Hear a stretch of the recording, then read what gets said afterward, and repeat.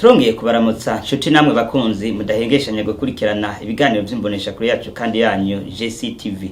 Turi kwigenekezo rya Ndwinzero umwaka wa 2022 numwanya wo kugira ngo tubashikirize amakuru avugwa mu rurimi rw'ikirundi. Mu buhinga bw'ivyuma turi kumwe na mugenzi wacu Godefroid Wanunzubumwe nayo kugira ngo bashikirize amakuru ni jewe Sibomana Poncien. Sangwe ikaze.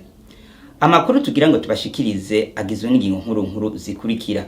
Abene igihugu bo ku mutumba Murangwa zone Magara aho ni mu ntara ya Rumonge barafise ikibazo cy'ubukene bw'amazi meza. Muraja kubikurikirana muri ano makuru. Ibikorwa byo kubaka urugomero rw'umuyaga nkuba ku ruzi Ruzibazi ruri mu ntara ya Rumonge bishitse ku ntambuko ishimishije. Navyo nyene muraja kubikurikirana muri ano makuru. Tubafitiye kandi n'avugwa mu bindi bihugu.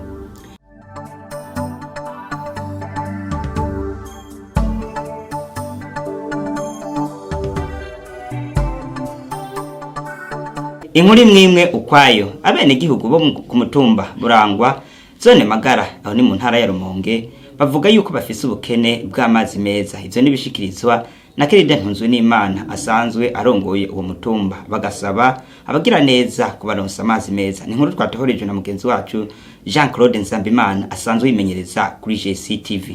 Uko bishikirizwa na Kerida Ntunzwe n'Imana umukuru w'umutumba Burangwa uri muri zone Magara komine Bugarama y'intara ya Rumonge ngo abene gihugu bo kuri uyu mutumba ngo barafise ikibazo cyo kubura amazi meza, ahavuga ko haba mu guteka mu bindi bikorwa eka ngo niyo bakeneye ayo kunywa ngo bikora ku mazi ava mu mariba adatemba canke ku mazi y'imvura. Hano ku mutumba Burangwa ahubwo na cyane ico kiraduhanze gose, ahata ahantu na hamwe hari umugezi mwiza abantu bashobora kuvoma kwa amazi yo kunywa. Amazi rero hano Iburangwa ntana yariho ntana yimirije kuko ntavyo tubona mu mugambi. Hamwe hoboneka no kurabagira neza biyumvira kuduha amazi ngaho Iburangwa, novuga nti kumbure bike mwisuku byogabanuka. Akenshi turavoma mu bugezi bw'uburiba usanga budahita utuntu tw'utunogo nyene tuvamwe imbizi muga bidatemba. Eka n'amashure shingiro ari kuri uyo mutumba ngo nayo nyene na mazi meza afise. Hano ku mutumba wa Burangwa na cyane ikitubabaje canke tubona ko kiduhanamiye na mazi meza. Amazi meza hano araduhanamiye kuko dufise abanyeshure biga hano ntibaronka amazi bakaraba, ntibaronka yo banywa.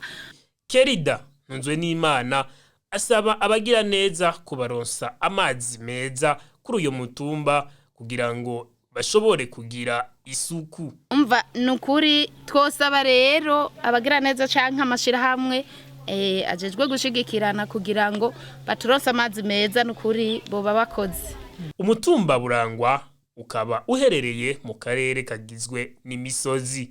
Ibikorwa byo kubaka urugomero rw'umuyaga nkuba ku ruzi Ruzibazi mu ntara ya Rumonge bigeze ku ntambuko ishimishije. Kurikirana Godefroid Wanunzubumwe yari yahishigiye araduha idonido kuri iyo nkuru. Ibikorwa byo kubaka urugomero ku ruzi Ruzibazi muri komine Bugarama yo mu ntara ya Rumonge bigeze ku ntambwe ishimishije. Igihe imbonesha kure JCTV yagendera urwo rugomero yasanze ibikorwa bisa nibigeze ku musozo. Bijanye n'ibikorwa by'inyubako abo twayaze batashimye guca ku vyuma vyacu batumenyesheje ko ivyo bikorwa bisa n'ivyarangiye. Ubu ibikorwa biriko birakogwa akaba ari vyerekeye gisata c'ubuhinga mu bijanye n'umuyaga nkuba. Eka n'iminara izotwara umuyaga nkuba ikaba yarashinzwe ku ruzi Ruzibazi gushika muri komine Kabezi. Tworangiza tubamenyesha ko urwo rugomero ruzotanga umuyaga nkuba ungana na megawate 15.